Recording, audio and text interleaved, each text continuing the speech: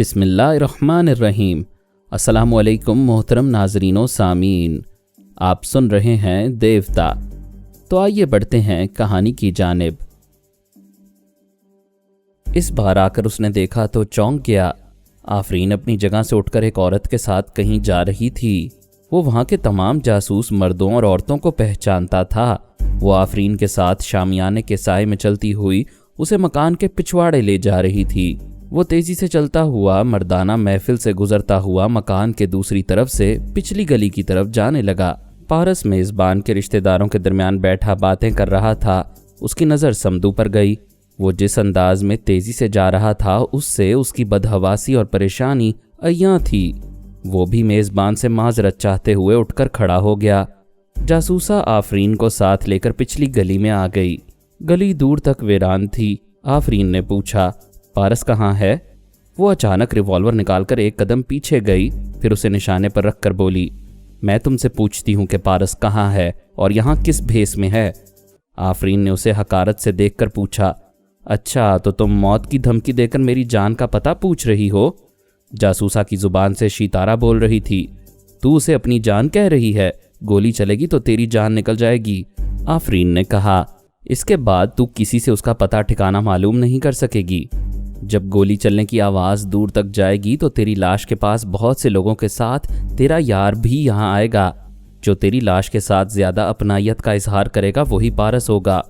وہ پریشان ہو گئی کہ مرنے کے بعد بھی اس کے محبوب کا سراغ مل جائے گا۔ شیتارہ نے ہنستے ہوئے کہا، تیری موت یقینی ہے۔ میں چاہتی ہوں کہ پارس کی آنکھوں کے سامنے تجھے گولی ماروں اور اس ہرجائی اور خود غرض کو یہ جتا دوں کہ وہ مجھ سے دغا کر کے کسی بھی حسینہ کے ساتھ سکون سے نہیں رہ سکے گا۔ آفرین نے کہا، اچھا اب سمجھی، تم شیتارہ ہو۔ یہ میرے لیے اعزاز کی بات ہے کہ مجھے سوکن سمجھ کر مارنے آئی ہو۔ اس طرح یہ تسلیم کر رہی ہو کہ میں پارس کی چہیتی ہوں۔ یو شٹ اپ، ابھی ساری چاہت ختم ہو جائے گی۔ اگر تم چاہتی ہو کہ گولی کھا کر پارس کی آغوش میں دم توڑو تو بتاؤ وہ کس بھیس میں ہے۔ میں اسے یہاں آنے پر مجبور کر دوں گی۔ ہر چاہنے والی کی یہ خواہش ہوتی ہے کہ وہ اپنے محبوب کی آغوش میں جان دے، لیکن میں اپنی یہ آخری خواہش خود ہی پوری ہونے نہیں دوں گی۔ تو پھر لے اور مر حرام موت۔ اس نے نشانہ لیا۔ اسی وقت سمدو اچھل کر ان کے درمیان آ گیا۔ آفرین کے آگے ڈھال بن کر جاسوسہ سے بولا، پارو رک جاؤ، گولی نہ چلاؤ۔ جاسوسہ پارو نے کہا، سمدو سامنے سے ہٹ جاؤ، یہ باغیوں کی ساتھی ہے۔ تم غلط سمجھ رہی ہو، یہ میرے چچا کی بیٹی ہے، بہت عرصے بعد یہاں آئی ہے۔ اگر یہ تمہاری رشتہ دار ہے تو پارس سے اس کا کیا تعلق ہے؟ اس گفتگو کے دوران شیتارہ سمدو کے دماغ میں آ گئی تھی۔ اس کے خیالات پڑھتے ہی معلوم ہو گیا کہ یہ کمانڈر کا وہی مخبر ہے جس سے اس نے گاؤں میں رابطہ کیا تھا اور غصہ آنے پر اس کے دماغ میں زلزلہ پیدا کیا تھا۔ اب اس کے خیالات نے بتایا کہ وہی پارس آفرین، پاشا اور ہومر کو لال چوک کے علاقے میں لایا ہے۔ وہ پارو کے دماغ میں واپس آ کر سمدو کی طرف غصے سے تھوکتی ہوئی بولی، کتے، تو انہیں یہاں لایا ہے؟ مجھ سے بڑی بھول ہوئی کہ میں نے تجھے نظر انداز کر دیا تھا۔ دوبارہ تیرے دماغ میں آتی تو مجھے ساری رات جاگنا نہ پڑتا۔ بہت پہلے ہی تم سب کا کام تمام کر دیتی۔ لے، پہلے تو ہی مر، تیرے بعد یہ کتیا مرے گی۔ اس نے ٹھائیں سے گولی چلا دی۔ سمدو گولی کھا کر لڑکھڑایا۔ پارو اب آفرین کا نشانہ لے رہی تھی۔ وہ گرنے سے پہلے پلٹ کر آفرین سے لپٹ گیا۔ دوسری گولی بھی اس کے جسم میں پیوست ہو گئی۔ آفرین نے چیخ کر کہا، سمدو مجھے چھوڑ دو، میرے حصے کی موت قبول نہ کرو۔ پارو نے تیسری بار آفرین کا نشانہ لیا۔ اسی وقت پارس پہنچ گیا تھا۔ اس نے پارو کو گولی مار دی۔ آفرین سمدو کے ساتھ زمین پر گر پڑی۔ اس کا سر اپنے بازو میں لے کر بولی، سمدو یہ تم نے کیا کیا؟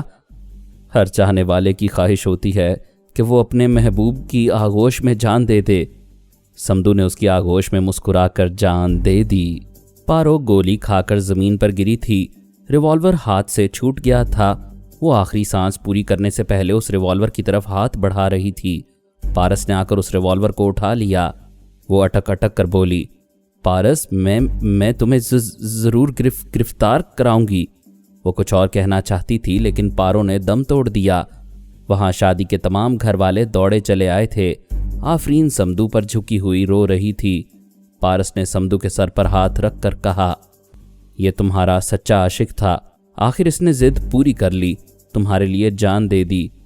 میزبان نے قریب آ کر کہا، میرے عزیز مہمانوں، تم دونوں کے لیے خطرہ پیدا ہو گیا ہے۔ شہید سمدو کی آخری رسومات ہم ادا کریں گے، تم یہاں سے فوراً چلے جاؤ، خدا کے لیے ایک لمحہ بھی ضائع نہ کرو۔ پارس نے آفرین کو ہاتھ پکڑ کر اٹھایا، پھر کچھ کہے بغیر اسے کھینچتے ہوئے ایک طرف تیزی سے جانے لگا۔ ایسے وقت اس نے پرائی سوچ کی لہروں کو محسوس کیا۔ شیتارا کہہ رہی تھی، میں تمہیں سری نگر سے باہر نہیں جانے دوں گی، زندہ رہنا چاہتے ہو تو خود کو میرے حوالے کر دو، تمہیں نقصان نہیں پہنچے گا۔ کیا میں نے کئی بار خود کو تمہارے حوالے نہیں کیا اور کئی بار تمہیں اپنی شریک حیات بنانا نہیں چاہا؟ تم اس قابل نہیں ہو کہ میرے جیون ساتھی بن سکو، میں تمہیں غلام بنا کر رکھوں گی۔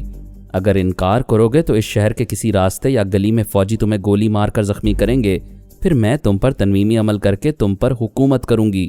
تم یہ خواب دیکھتے دیکھتے بوڑھی ہونے لگی ہو، جاؤ کمرہ بند کر کے آئینہ دیکھو، پتہ چلے گا کہ میں نے تمہیں سیکنڈ ہینڈ بنا دیا ہے۔ یہ کہہ کر اس نے سانس روک لی۔ وہ دماغی طور پر حاضر ہو کر غصے سے کھڑی ہو گئی۔ پارس نے اسے سیکنڈ ہینڈ کہہ کر تیش دلایا تھا۔ سچ بات زہر لگتی ہے، اور یہ سچ تھا کہ وہ اپنی دوشیزگی کھو چکی ہے۔ پارس کے سامنے غرور دکھانے کے لیے اس کے پاس کیا رہ گیا تھا؟ وہ کمانڈر کے پاس آ کر بولی، لال چوک میں تمہارے ایک مخبر سمدو اور دوسرے مخبر پارو کی لاشیں پڑی ہوئی ہیں۔ پارس انہیں قتل کر کے وہاں سے فرار ہو رہا ہے۔ اس کے ساتھ ایک کشمیری عورت ہے۔ سری نگر کے تمام علاقوں میں گشت کرنے والے فوجیوں کو حکم دو کہ کشمیری عورت کو دیکھتے ہی گولی مار دیں اور پارس کو زخمی کر کے گرفتار کر لیں، فوراً حکم صادر کرو۔ کمانڈر ٹرانسمیٹر کے ذریعے شہر میں گشت کرنے والے تمام فوجیوں کو یہی حکم دینے لگا۔ شیتارا اس کے اندر رہ کر دوسرے فوجی افسروں کے پاس پہنچتی رہی اور ان کی مستعدی دیکھتی رہی، لیکن وہ بارہا آزما چکی تھی کہ پارس ایک گیلے صابن کی طرح ہے، بند مٹھی سے بھی پھسل جاتا ہے۔ وہ سوچنے لگی، میں غصے میں بہت غلطیاں کرنے لگی ہوں، میں نے سمدو کو خامخواہ گولی مار دی۔ اگر میں خاموشی سے اس کے اندر رہتی تو وہ پارس وغیرہ کے ساتھ رہتا، اور میں اس کے اندر رہ کر بڑے صبر و تحمل سے پارس کو زخمی کر کے اس کے دماغ پر قبضہ جما لیتی۔ پتہ نہیں مجھے کیا ہو جاتا ہے، میں پارس ہی کے معاملات میں غلطیاں کر بیٹھتی ہوں، پھر بعد میں پچھتاتی ہوں۔ ایک اور مسئلہ تھا کہ پارس کے دماغ میں زیادہ دیر رہنے کے باوجود اس کے چور خیالات پڑنے کا موقع نہیں ملتا تھا۔ تھوڑی دیر پہلے اتنا ہی معلوم ہوا تھا کہ وہ آفرین کا ہاتھ پکڑ کر کہیں جا رہا ہے، اس کی اگلی منزل کہاں ہے یہ معلوم نہ ہو سکا۔ ایک تدبیر سوجھی کہ اگر وہ اپنے معمول اور تابعدار ایون راسکا کو بلائے اور اسے تاکید کرے کہ وہ پارس کو باتوں میں الجھائے رکھے گی، ایسے وقت راسکا اس کے چور خیالات پڑھتا رہے گا، اس طرح اس کے آئندہ منصوبوں کا علم ہوتا رہے گا۔ یوں بھی وہ ساری رات کی جاگی ہوئی تھی۔ ایون راسکا کو اپنی جگہ خیال خوانی کے لیے چھوڑ کر 2-4 گھنٹے آرام سے سونا چاہتی تھی۔ وہ خیال خوانی کی پرواز کرتی ہوئی ساجد علی یعنی ایون راسکا کے دماغ میں پہنچی۔ ساجد نے سوچا، ہم میں سے کوئی خیال خوانی کرنے والا آیا ہے، لیکن شیتارا کے مخاطب کرتے ہی اس نے سانس روک لی۔ وہ دماغی طور پر حاضر ہو کر چند لمحوں تک سکتے میں رہی۔ اسے یقین نہیں آ رہا تھا کہ راسکا نے اپنی مالکہ کے آنے پر اسے سانس روک کر بھگایا ہے۔ انہی چند سیکنڈ میں اس نے معلوم کر لیا کہ وہ طیارے میں سفر کر رہا ہے۔ یہ اور حیرانی اور بے یقینی کی بات تھی۔ روسی آقا اسے محل کی 4 دیواری سے کبھی باہر نہیں جانے دیتے تھے۔ بات سمجھ میں آ گئی کہ وہ فرار ہو رہا ہے۔ کسی نے اسے تنویمی عمل کے ذریعے اس کے سحر سے نجات دلائی ہے اور اب اسے اپنا تابعدار بنا کر لے جا رہا ہے۔ وہ یہ ناکامی برداشت نہیں کر سکتی تھی کہ اس کا معمول کسی دوسرے کے زیر اثر رہ کر آزادی حاصل کرے۔ دماغ میں فوراً یہ بات آئی کہ ابھی وہ فرار ہونے والا روسی سرحد میں ہے تو اس کا راستہ روکا جا سکتا ہے، روسی اکابرین کو اطلاع دے کر اسے گرفتار کرایا جا سکتا ہے۔ وہ دوسری بار اس کے دماغ میں آ کر بولی، ٹھہرو، سانس نہ روکنا ورنہ میں تمہارے فرار کے راستے روک دوں گی۔ اس نے پوچھا، کیا چاہتی ہو؟ کیا میری رہائی سے تمہیں کوئی نقصان پہنچ رہا ہے؟ کیا یہ نقصان نہیں ہے کہ تم میرے تنویمی عمل سے نکل کر کسی دوسرے سے سحر زدہ ہو گئے ہو؟ میں اللہ تعالیٰ کو حاضر و ناظر جان کر کہتا ہوں کہ مجھے کسی نے سحر زدہ نہیں کیا۔ یہ تم مسلمانوں کی طرح اللہ تعالیٰ کیوں کہہ رہے ہو؟ گاڈ یا خداوند یسوع کیوں نہیں کہہ رہے؟ میں نے دین اسلام قبول کیا ہے، کلمہ حق پڑھا ہے، ایون راسکا کی زندگی تمام ہو چکی ہے، میرا نام ساجد علی ہے۔ وہ شدید حیرانی سے بولی، یہ کیا بک رہے ہو؟ کیا مجھے باتوں میں الجھا کر روس کی سرحد پار کرنا چاہتے ہو؟ نہیں، 3 گھنٹے سے پہلے طیارہ سرحد پار نہیں کر سکے گا، میں تمہیں الجھا نہیں رہا ہوں، میں تمہیں اجازت دے رہا ہوں، میرے خیالات پڑھ لو۔ وہ خیالات پڑھنے لگی۔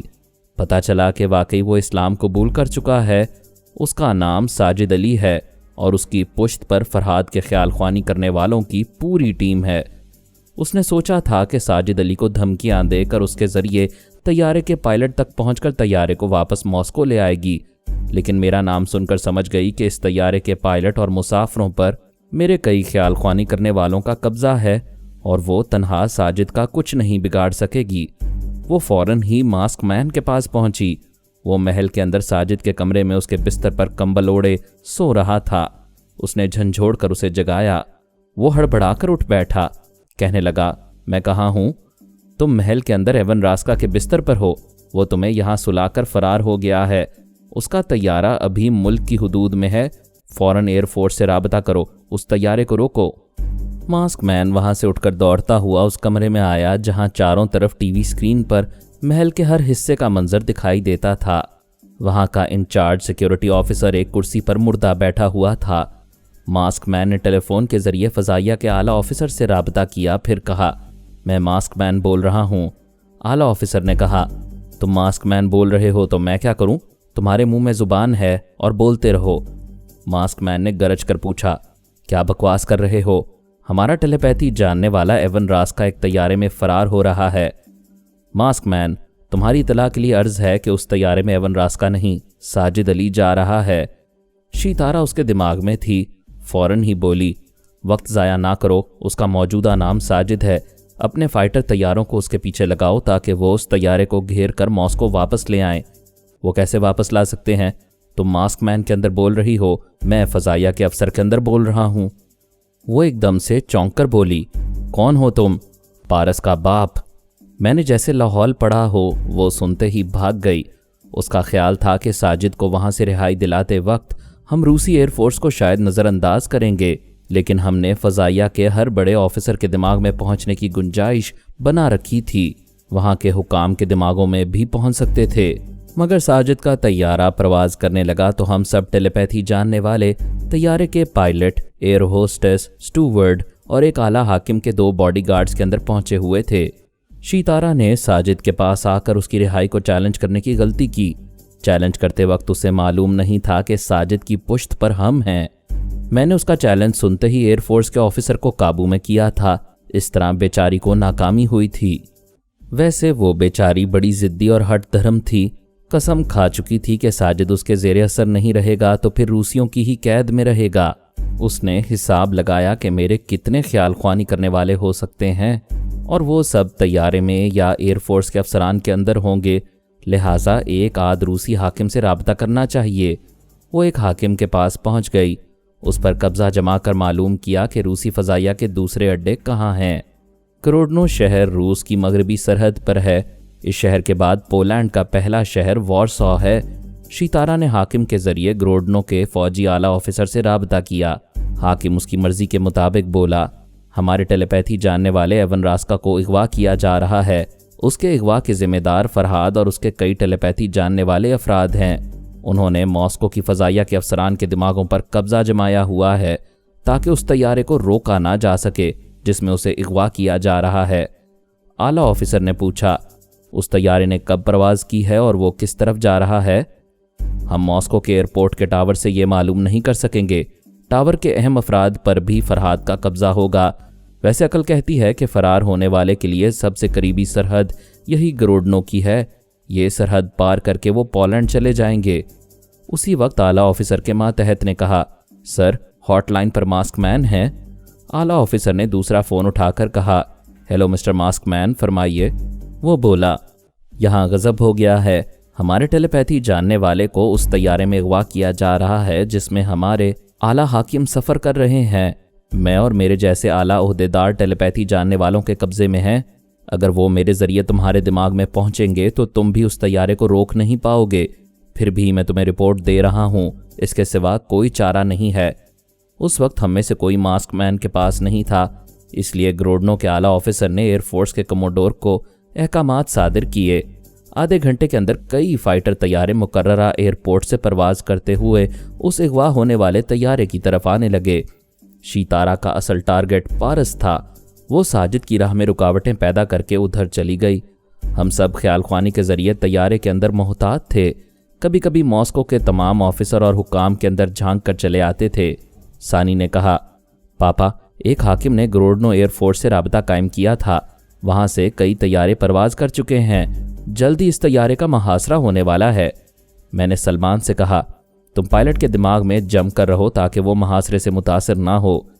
जेरी और थर्मॉल ने दोनों बॉडीगार्ड्स की गनें खाली करा दी। तमाम कारतूस टॉयलेट के कमोड में फेंकवा दिए। फिर उनके दिमागों में बोलने लगे।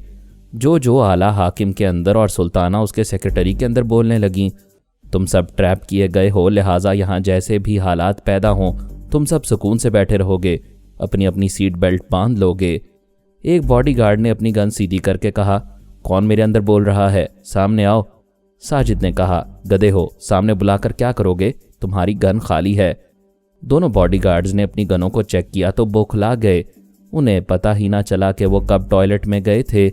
लोग पेट खाली करके आते हैं, वो लोग अपनी गनें खाली करके आ गए थे। एक बॉडीगार्ड ने आगे बढ़कर साजिद से पूछा, तुम तैयारे में कहाँ से आ गए?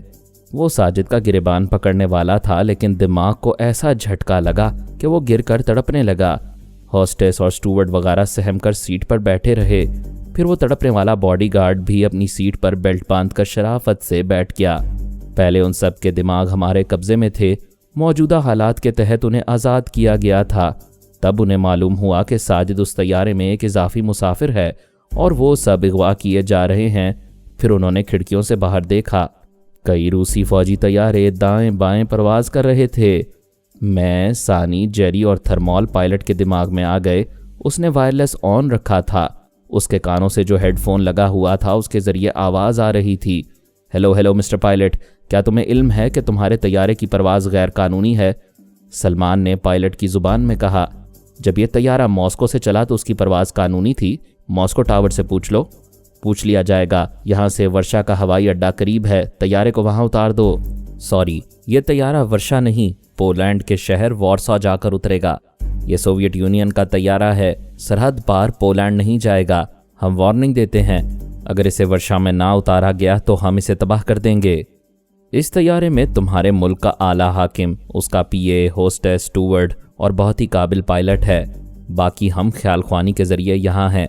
तैयारा तबाह होगा तो हम घर पहुँचेंगे और तुम्हारे लोग जहन्नम में। दूसरे तैयारे से जो पायलट बोल रहा था उसके अंदर सानी पहुंची हुई थी।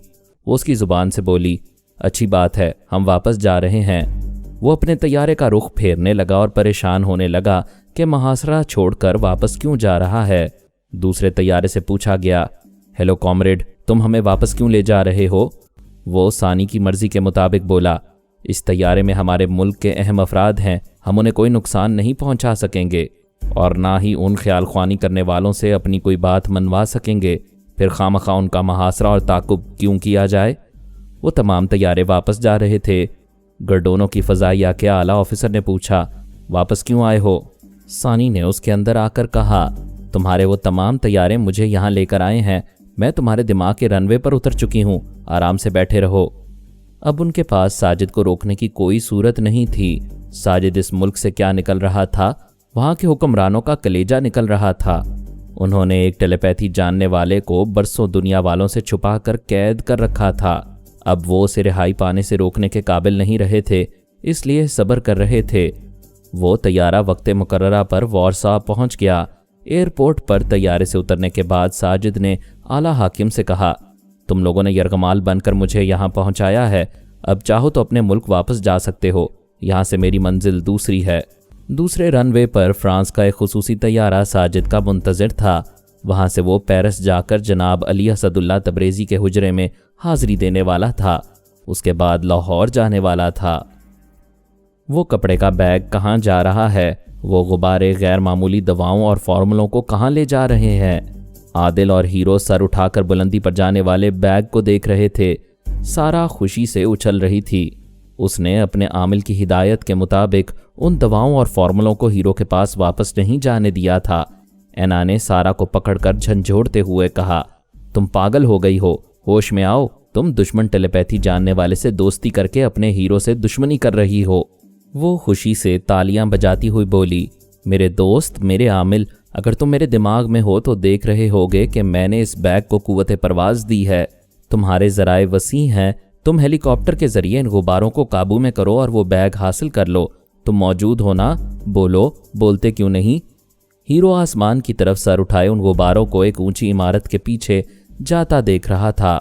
आदिल ने कहा, हीरो, सारा को काबू में करो। भाईजान इस वक्त मौजूद होते तो मालूम करते कि सारा के अंदर वो आमिल ये तमाशा देख रहा है या नहीं। शायद नहीं है, इसलिए वो अपने आमिल को पुकार रही है। उस बंदर आदमी को देखने के लिए सैकड़ों हजारों लोग जमा होते जा रहे थे।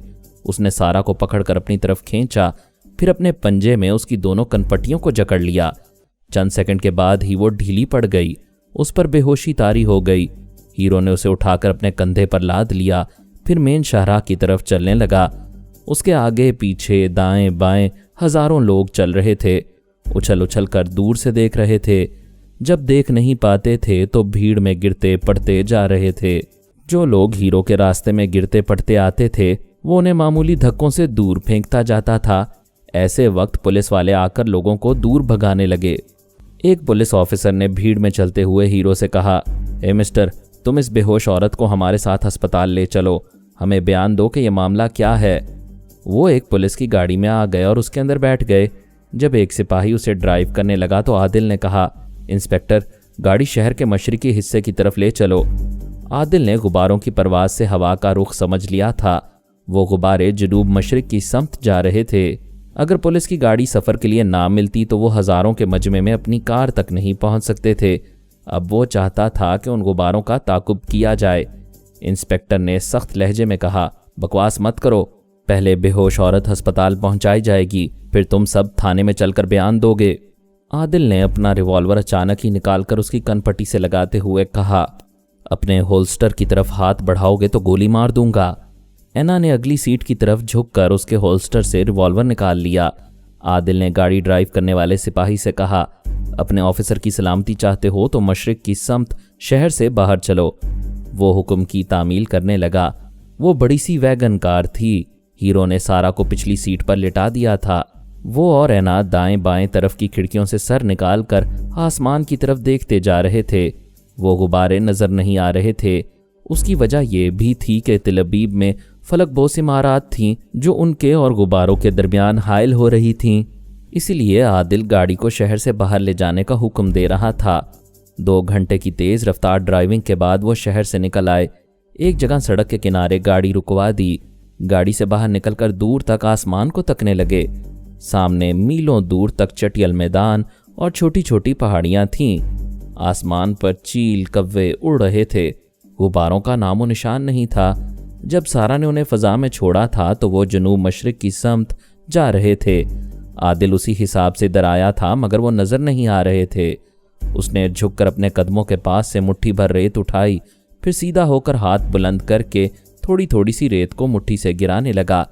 रेत के जर्रात मशरिक की समत जा रहे थे, यानी इधर हवा का रुख जरा बदल गया था। वो बोला, यार हीरो, मैं समझ रहा था गुब्बारे बहरे मुर्दार की तरफ जाएंगे मगर उनकी समत बदल गई है। इंस्पेक्टर ने नागवारी से कहा, मेरी समझ में नहीं आता कि तुम लोग कैसे बेहिस और संगदिल हो। एक बेहोश औरत को अस्पताल पहुंचाने की बजाय गुब्बारों के पीछे शहर से बाहर चले आए हो। आदिल, एना और हीरो उसकी बात सुनी अनसुनी कर रहे थे और दूर तक आसमान को तक रहे थे। ये उम्मीद थी कि शायद किसी पहाड़ी के पीछे से उन गुब्बारों की झलक नजर आ जाएगी। इंस्पेक्टर ने पूछा, क्या उन गुब्बारों को देख रहे हो जो वहां हजारों के मजमे में छोड़े गए थे? किसी ने जवाब नहीं दिया। वो झुंझुला कर बोला, कुछ तो जवाब दो, आखिर उन गुब्बारों में क्या खास बात है? आदिल ने कहा, तुम खुद अकल से सोच नहीं सकते कि गुब्बारों से बड़ों को नहीं बच्चों को दिलचस्पी होती है। यही तो मैं पूछ रहा हूँ, आप बच्चे नहीं हैं फिर क्यों दिलचस्पी ले रहे हैं? इंस्पेक्टर, मैंने वो गुब्बारे बच्चों के लिए खरीदे थे। जल्द ही मेरी शादी इस हसीना से होने वाली है।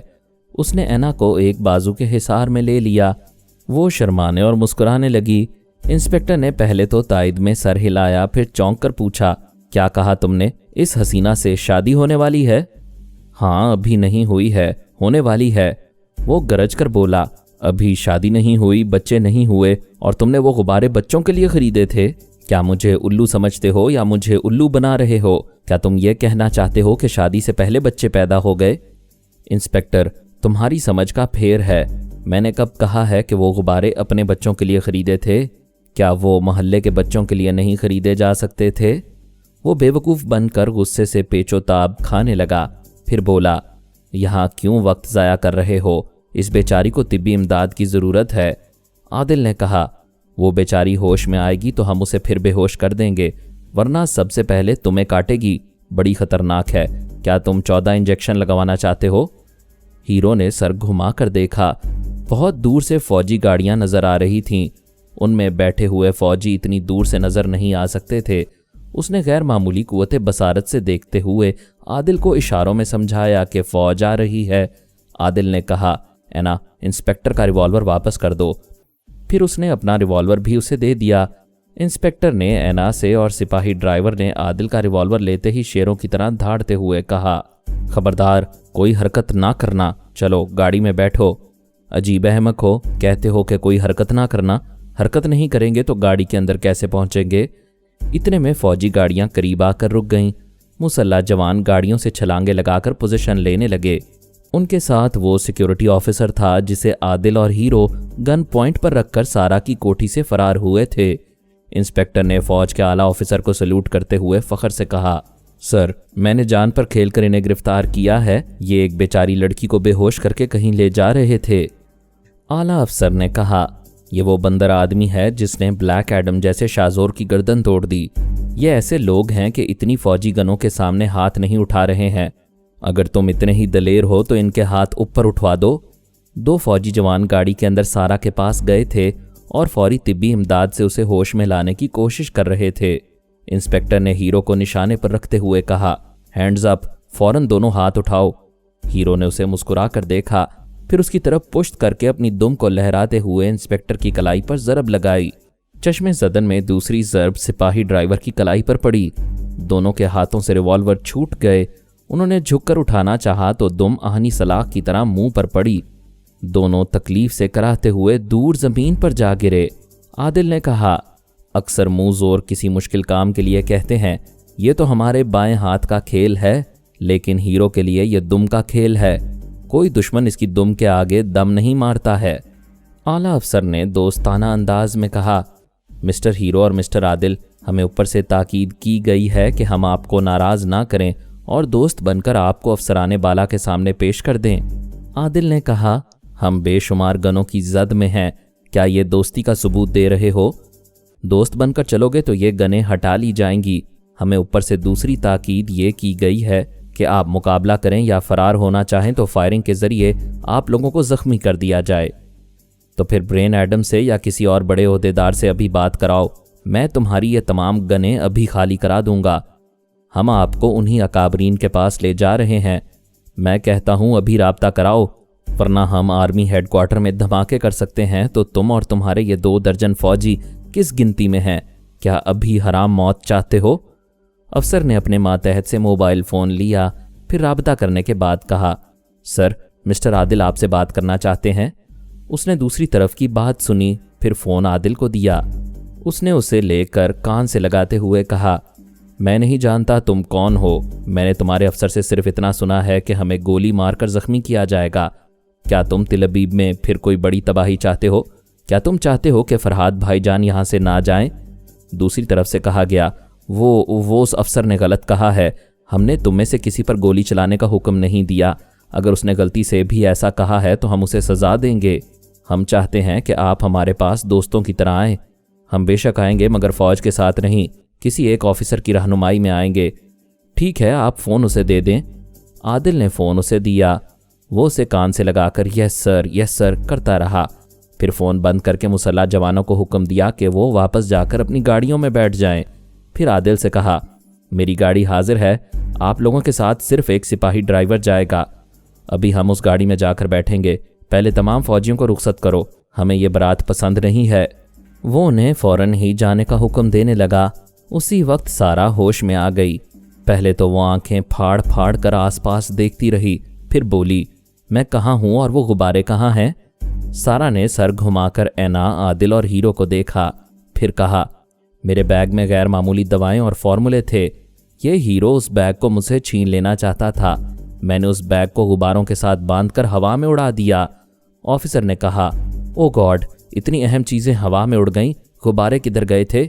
یہی تو میں پوچھ رہی ہوں، وہ غبارے کدھر گئے ہیں؟ میں اگر زیادہ دیر تک بے ہوش نہیں رہی ہوں تو وہ زیادہ دور نہیں گئے ہوں گے، ہمارے ملک کی سرحد میں ہی ہوں گے۔ ڈاکٹر محمد انیب سلیمی کے ساتھ مزید اقساط سننے کے لیے ہمارے چینل کا سبسکرائبر بنیں اور ساتھ ہی بیل آئیکن کو کلک کریں تاکہ آپ کو ہر آنے والی نئی ویڈیو کے متعلق نوٹیفیکیشنز ملتی رہیں۔ ہماری ویڈیوز کو لائک اور شیئر کریں اور ہمیں اپنی دعاؤں میں یاد رکھیے گا۔ ISI اور پاک آرمی زندہ باد، پاکستان پائندہ باد۔ ہم پھر ملیں گے انشاءاللہ ایک نئی قسط کے ساتھ، تب تک کے لیے اللہ حافظ۔